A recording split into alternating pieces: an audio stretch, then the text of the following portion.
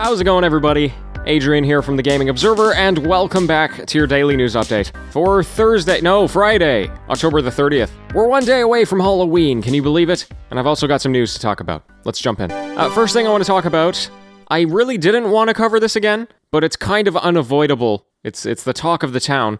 CD Projekt continues to be in the spotlight for its practice of crunch culture, and the impetus this time around came from the investor call led by CEO Adam Kaczynski, and what he said was that crunch was, quote, not that bad and never was. Of course, it's a story that has been picked up by the media, and some people have been crunching heavily, but a large part of the team is not crunching at all, since they have finished their work, end quote.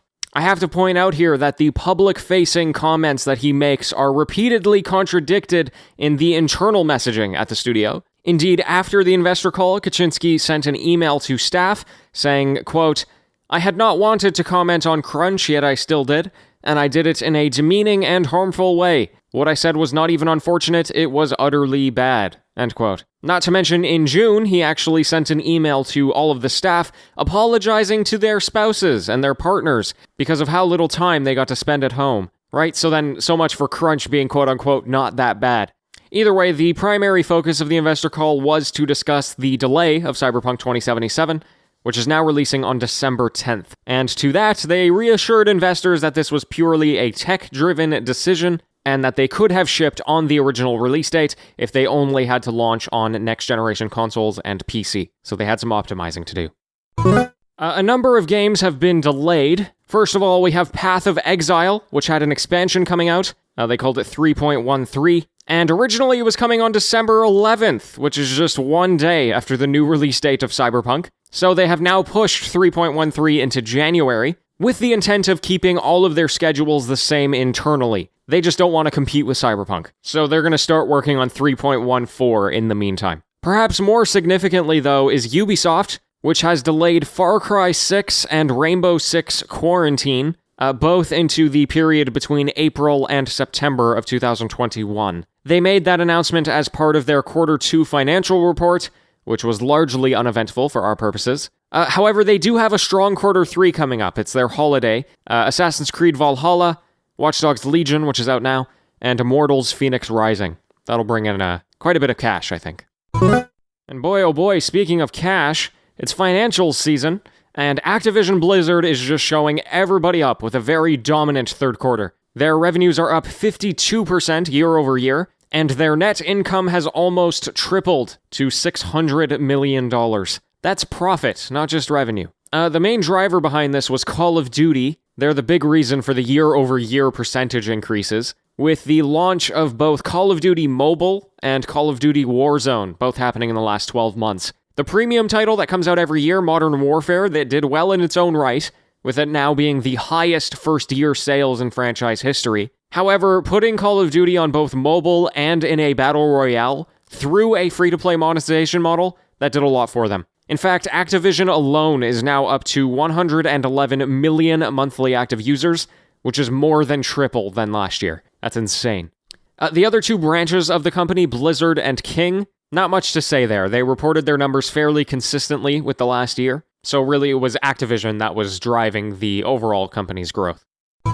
Okay, and the last thing I wanted to mention is that if you are a fan of Final Fantasy and the upcoming Final Fantasy XVI, they just released a blog post diving a little bit deeper into what the game is in terms of lore. So feel free to peruse that if that's your thing. I will say they did name the protagonist.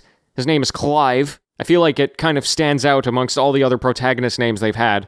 Clive. He also has a younger brother called Joshua and a friend named Jill, so they've gone perfectly normal with these names. It's quite strange. Nonetheless, feel free to find out who those people are and what the world they're in is like.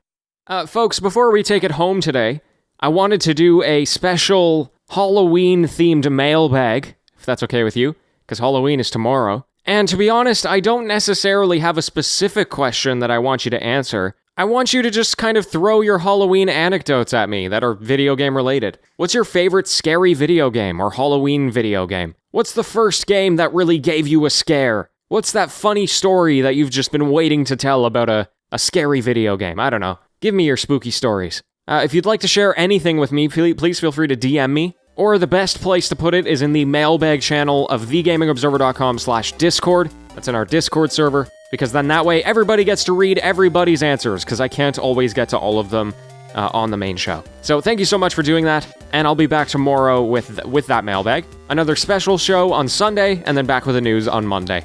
So until next time, happy gaming, everyone.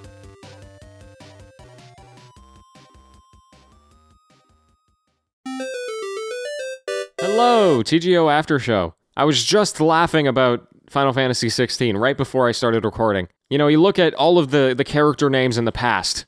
Even just Final Fantasy XV, right? They've got Noctis, Gladiolus, Ignis, Prompto. It's like a very, very fantastical names, right?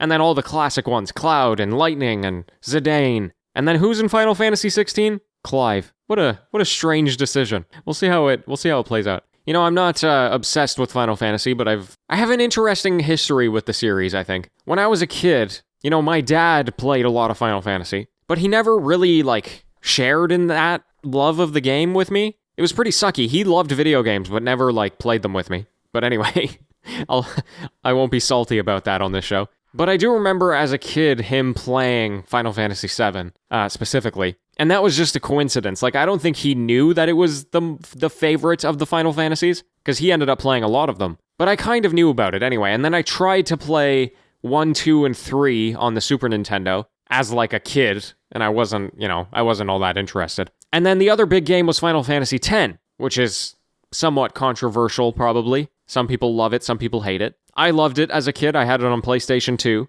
but I never finished it. And then I played Final Fantasy 13 with Lightning, because again, that's a game that my dad bought. He purchased it when I was a preteen or a teenager. So I tried to play it. And, I enjoyed it, but I never finished it. So I've always had kind of this history with Final Fantasy, but it's never been the franchise, you know? I feel like a lot of us have that one franchise we can go to that's just, if they're still making games about it, then you're gonna obsess over it. And I didn't have that with Final Fantasy. But, now that 15 has happened and I hated it, maybe they can redeem themselves with 16, at least in my eyes. Besides that, what else? What did I not get on the show? I didn't put in a snide remark that Activision Blizzard is looking to hire 2,000 people, even though they let go of 800 people just a year ago, 2 years ago. In one foul swoop, they got rid of 30% of their company or something like that.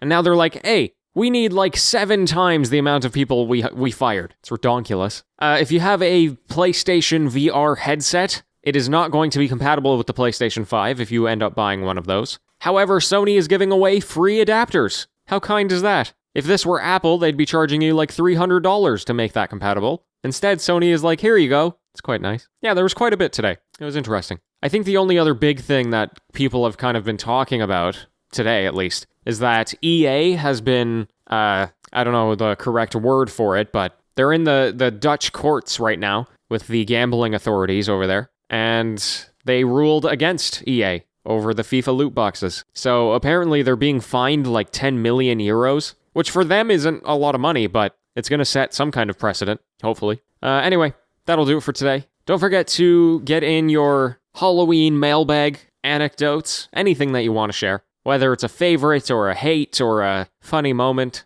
a game maybe I don't know about. I'll take all of it. So until next time, folks, farewell.